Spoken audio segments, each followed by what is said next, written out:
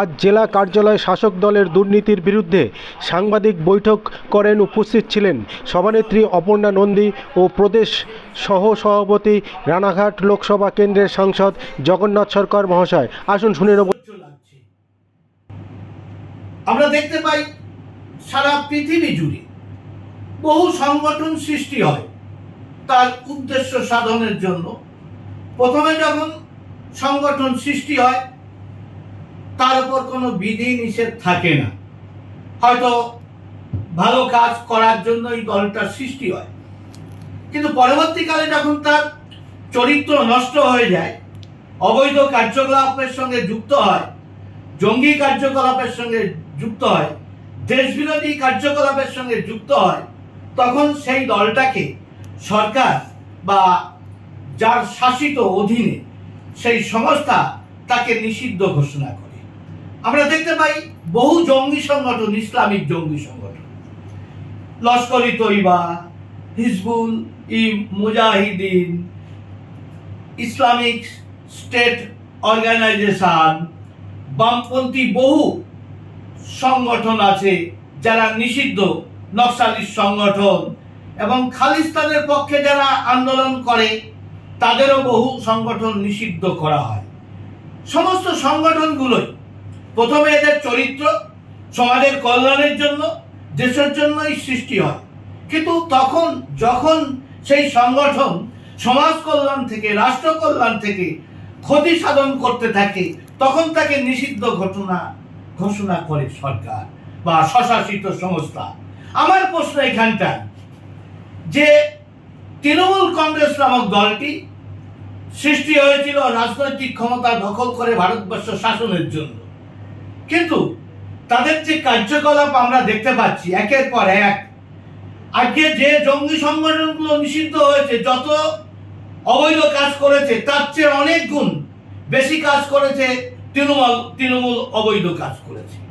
সমস্ত প্রায় জঙ্গি যোগ দেখা যাচ্ছে তৃণমূল কংগ্রেসের সঙ্গে। আমরা দেখতে পাই যে যত বিস্ফোরণ ঘটেছে, এখানে আমি তালিকা কয়েকটা বলে দিচ্ছি, প্রমুখ তালিকাগুলো, যেটা হচ্ছে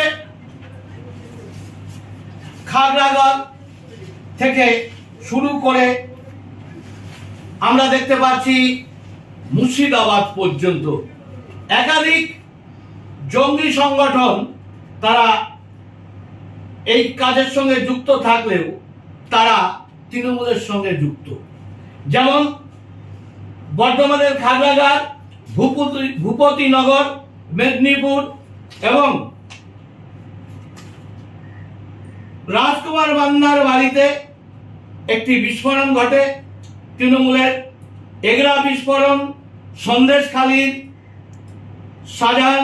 শেখ শাহজাহানের নেতৃত্বে যে অবৈধ কর্ম, রাষ্ট্রীয় মদত, এবং আমরা দেখেছি সর্বোপরি জাতীয় সভাপতি ভারতীয় জনতা পার্টি, তিনি যখন আসে তার ওপর কিভাবে সশস্ত্রভাবে অ্যাটাক হয়েছিল, এগুলো যেমন চলছে, তেমনি মুর্শিদাবাদের যে ঘটনাটা ঘটেছে, যে দাঙ্গার ঘটনা, সেখানে দেখা যাচ্ছে বিস্ফোরণও ঘটেছে মুর্শিদাবাদে।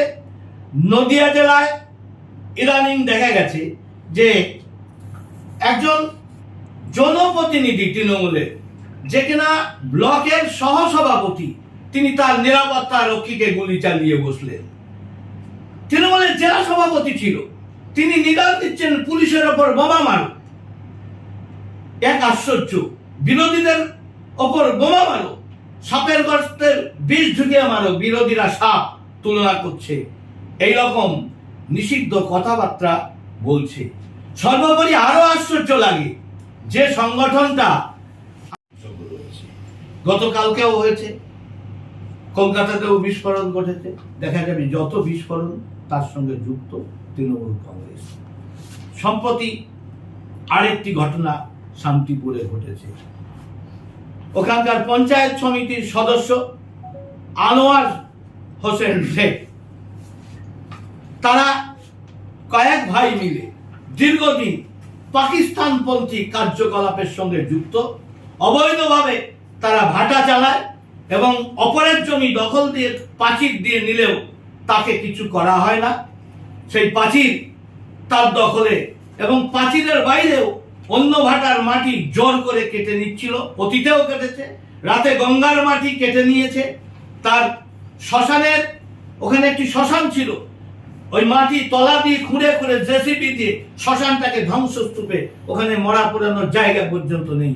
পুলিশকে রিপোর্ট করে কিছু হয় না, কারণ তিনি তৃণমূল কংগ্রেস করেন, তিনি তৃণমূল কংগ্রেসের জনপ্রতিনিধি। তাই এই বলেই বলিয়ান হয়ে গত 3 দিন আগে, অর্থাৎ এটা বোধ হয় 16 তারিখ, সম্ভবত 16 তারিখে দেখা গেছে যে ওই পার্শ্ববর্তী একটা ভাটার মালিক, তিনি,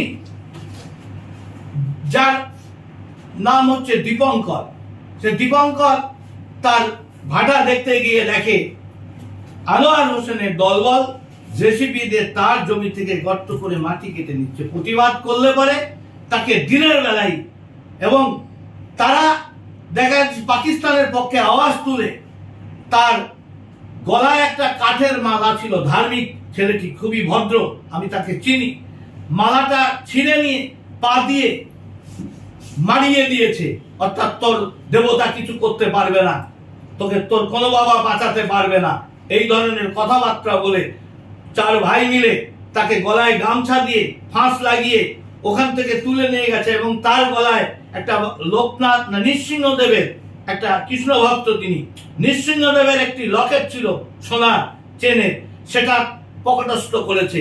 তাকে তুলে নিয়ে গিয়ে, এত বড় সাহস, তার ঘরের গোডাউনের মধ্যে আটকে রেখেছে। কত বড় পুলিশ বেহায়া, লজ্জা, নির্লজ্জ! কি করে সম্ভব হয় যে তাকে উদ্ধার, অথচ কাউকে ধরেনি? তারপরের দিন দেখা যাচ্ছে অভিযোগ জানিয়েছে, যেহেতু এফআইআর লেখাটা হয়নি বলে, আর তাকে হাসপাতালের ডাক্তার, পুলিশ এনে হসপিটালে ঢুকিয়ে দিয়ে ভর্তিও করে দেয়নি, বাইরে ফেলে রেখে চলে গেছে, এবং তাকে বলেছে তুমি বলো না পুলিশ আমাদের তুলে এনেছে। ভাবুন, কোন পুলিশ? তার চাকরি থাকে কি করে?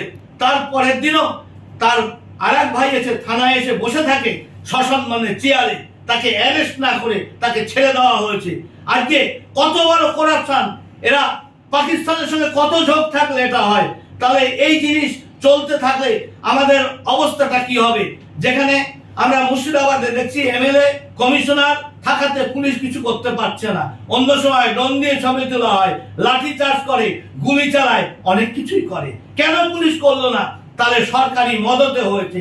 তাই সার্বিকভাবে আজকে বাংলার এই দলটাকে আবারও বলছি, নিষিদ্ধ করা হওয়া উচিত। এই দলের নির্বাচনে লড়াই করা উচিত না। সার্বিক যত করাপশন আছে, যত অপকর্ম আছে, সরকারি মদতে চলে, তাই এ দল নিষিদ্ধ করার দাবি জানিয়ে আমি চিঠি দান